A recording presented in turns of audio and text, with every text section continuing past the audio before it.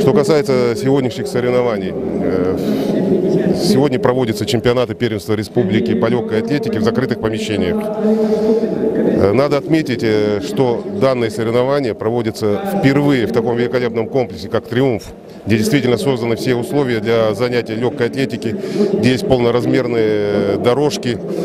То есть действительно, по сравнению с тем, что проводилось в том году, то есть у нас на юности проводились соревнования, в этом году, я думаю, результаты у наших спортсменов будут выше. Великолепно, еще раз подчеркну, помещение, которое действительно способствует улучшению и, самое главное, становлению как личных рекордов спортсменов, так, я думаю, и новых рекордов республики. Ну, вы все прекрасно знаете, что прошлый год был очень ударный, очень продуктивный для легкой атлетики республики. Все знают, что очень великолепное выступление Евгении Колотко, когда она смогла завоевать стать серебряным призером Олимпийских игр.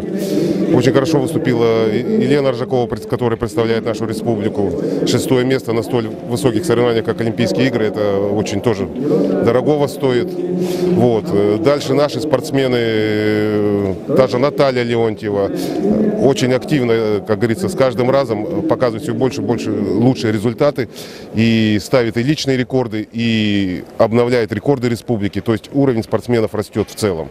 И я думаю, что в этом году, 2013, действительно наши легкоатлеты покажут очень высокие результаты и будут достойно представлять нашу республику как на чемпионате России, на российских соревнованиях, так и международных соревнованиях.